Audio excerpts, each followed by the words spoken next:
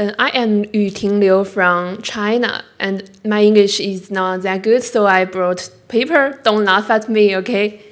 Okay, and thank you, Dr. Straknova, for your inspiring presentation. Your work on the molecular mechanisms of late-life depression and the potential role of DDW is truly fascinating.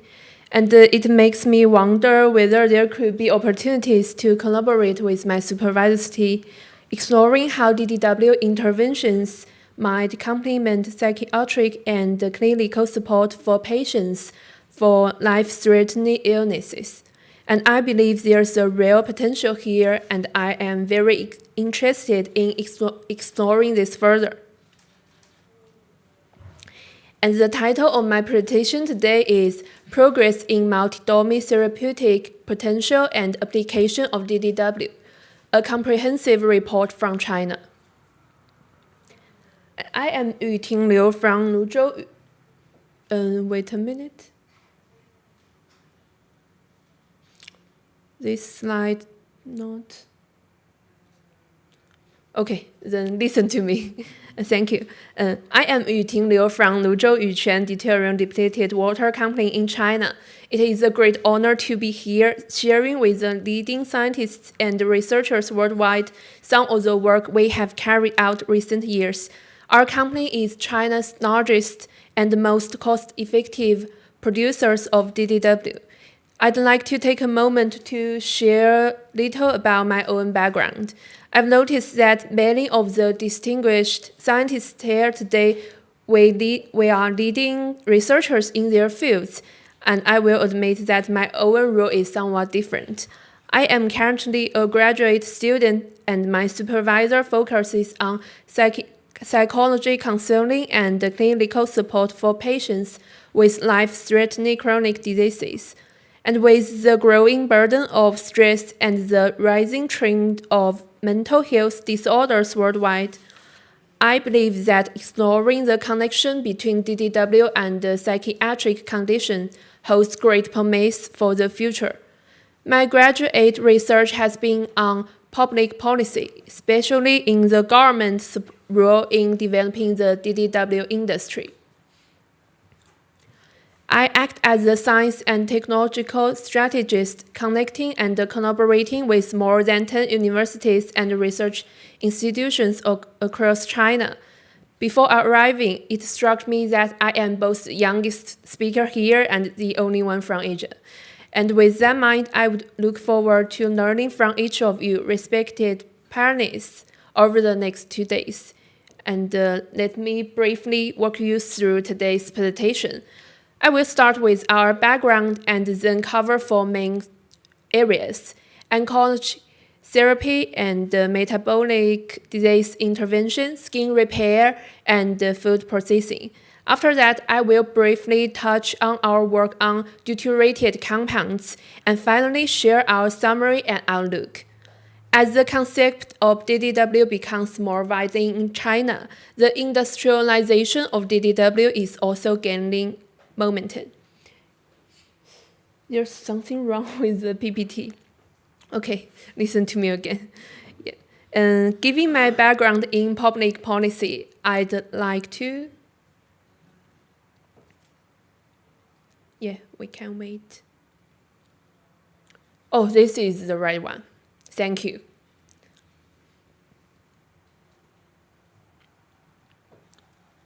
Given my background in public policy, I would like to take a moment to share a comparative perspective on governments shape the DDW industry in different parts of the world.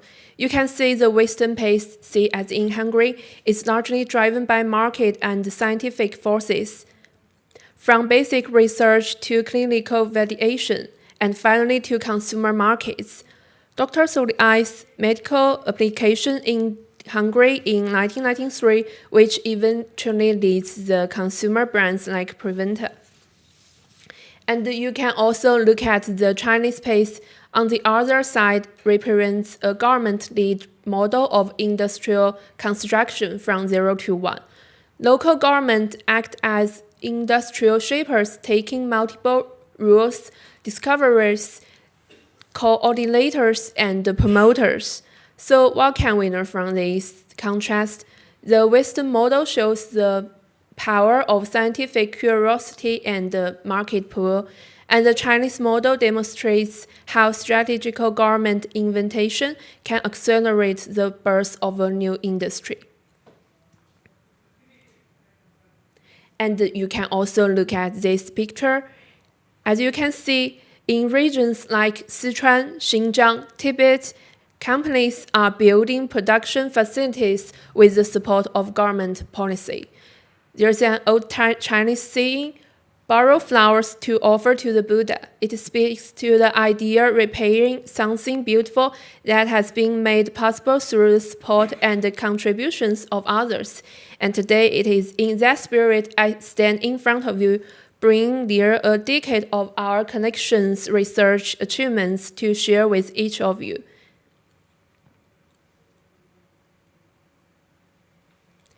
Before diving into the research, let me briefly introduce our company's background. Our company is founded in 1967. It possesses leading hydrogen isotope separation technology. In 2008, we began adopting this technology for civilian use, focusing on the R&D production and the application of DDW. It is this technology foundation that enables us to produce DDW with precisely controlled deuterium content 0 to 132 ppm. It gives us the potential for an annual output reaching a million-ton scale, a rarely capability worldwide.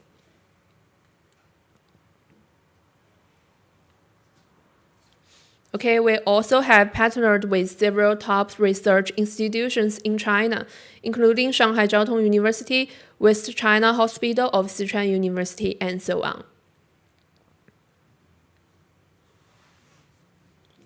Let's begin with the field that draws most attention for DDW, oncology.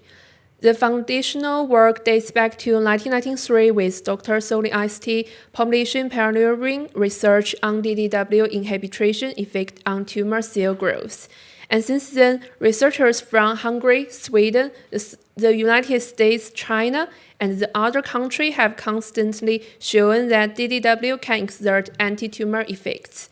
I am particularly struck by the presentation we heard earlier today, Dr. Zubras, whose recent paper showed us how stable isotopes play an active role in biological processes, and how deuterium depletion can induce stress in cancer health.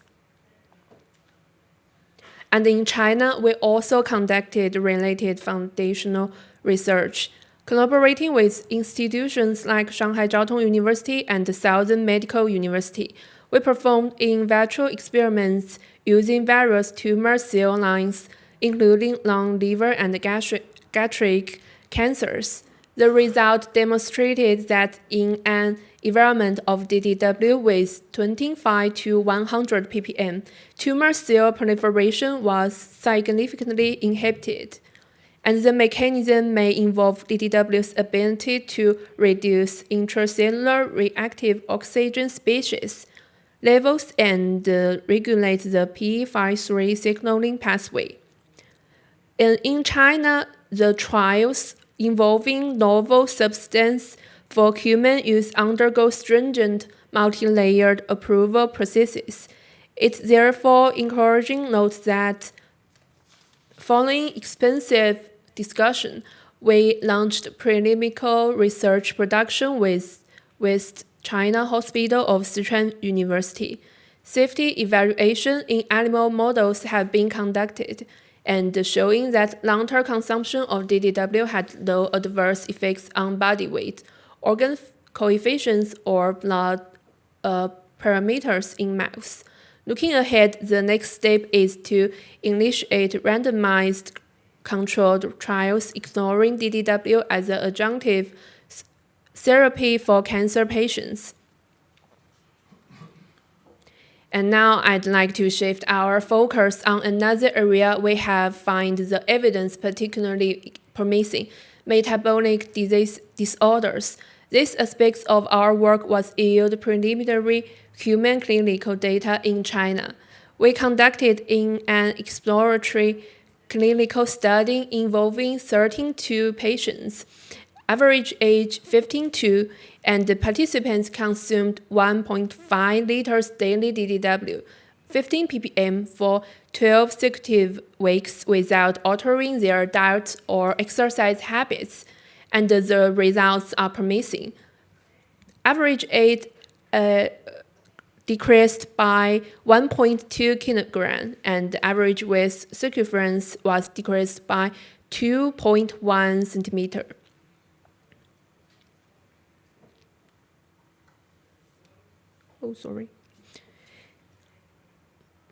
And a 12-week follow-up with a subset of patients released that weight gradually returned to their baseline levels after stopping DDW consumption. This suggests the effects depends on continued intake, aligning with the expected profile of a functional food. We acknowledge this was a small-scale, uncontrolled exploratory study, but however, we believe it opens a window to DDW's potential application. And the next part is skin repair that holds tremendous promise for translating DDW science into tangible consumer benefits.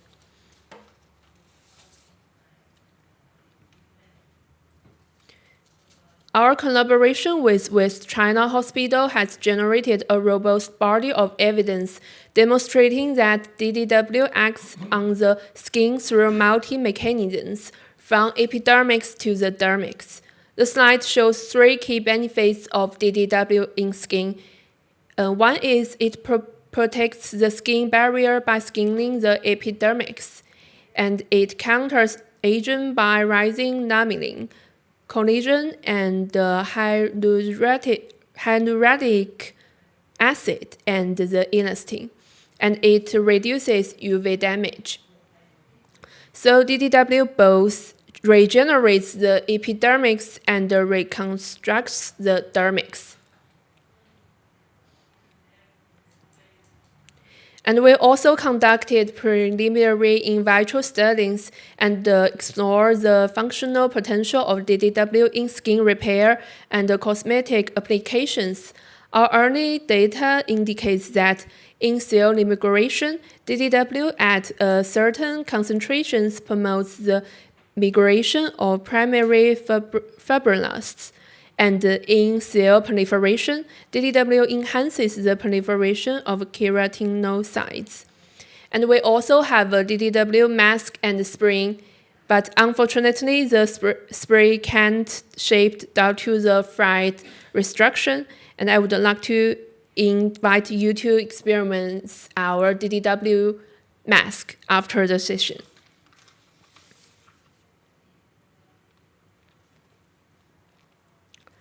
And now I'd like to turn to an area that we believe is just as medical applications, perhaps even more so, because it affects everyone every day, food.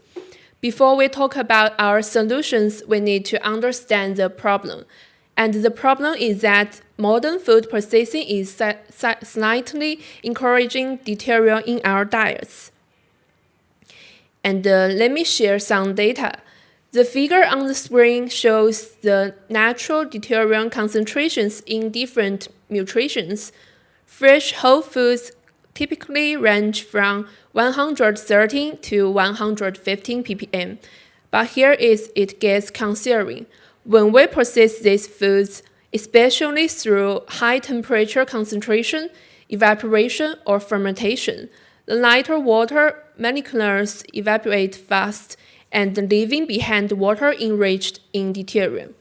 Our team analyzed 86 food items across 12 categories and found that fried foods average 165 ppm, and the condiments like soy sauce and vinegar can reach up to 186 ppm.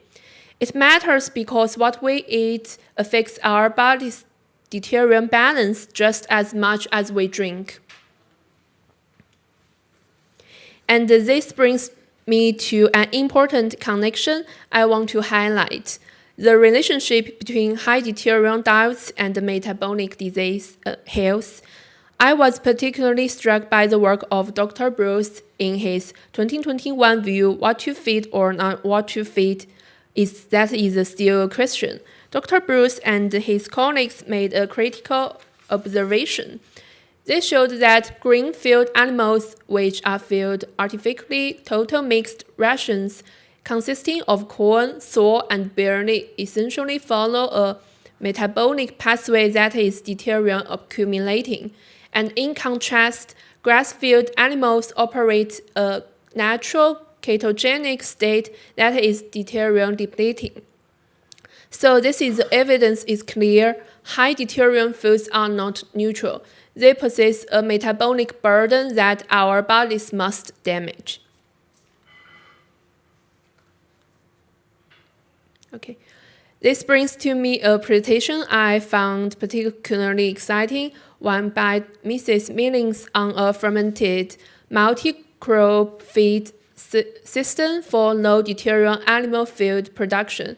Mrs. Millings' work takes this one step further. She is developing a fermented multi-crop feed system, and it could produce animal feed with even lower deuterium content than traditional pasture. And this is not just about animal welfare.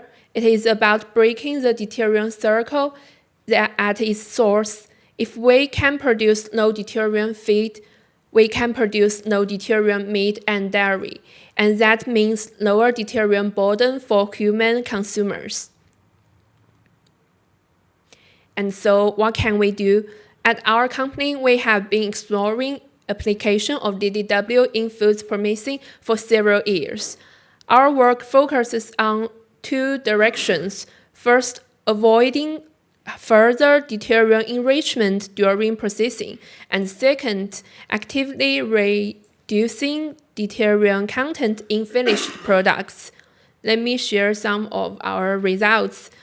Baijiu, a Chinese liquor, brewing, using 15 ppm throughout the brewing process, increased yield by 10%.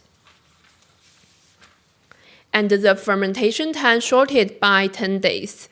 And the fruits oils reduced by 20%. And the condiment fermentation, soy sauce fermentation time shortened by 15 days. And the total acid in vinegar increased by 24%. And the tea processing. The tea processing, you can look at these pictures. Collaborating with the tea research in China, brewing DDW increased tea polyphenol extraction by 20%, enhanced chronic compounds and extended shelf life, and the most important is the reduction of deuterium. And this above is an analysis of data. From the perspective of synthesis, it is surprising. You can look at this picture, and I also brought a bag of tea to each of you. And you can use half of it with DDW and half of it with hotel water. And the contrast is very obvious, like the picture shows. So this is all about DDW. And the next part is deuterated compounds. Our company is building the first deuterium industrial park in China. The first phase of the industrial park will put into operation within this year, covering 4 corn production lines, deuterium gas, deuterated melaphan, and deuterated ammonia, and deuterium saline.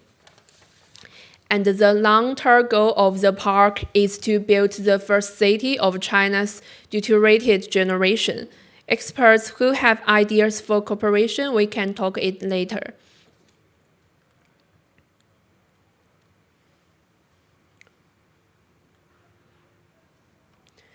So we come to the summary and outlook. We are fully aware that DDW research and its industrial application is still facing many changes. Clinical trials require larger samples and stricter controls. Mechanisms of action need deeper investigation. Industrial standards are yet not to be established.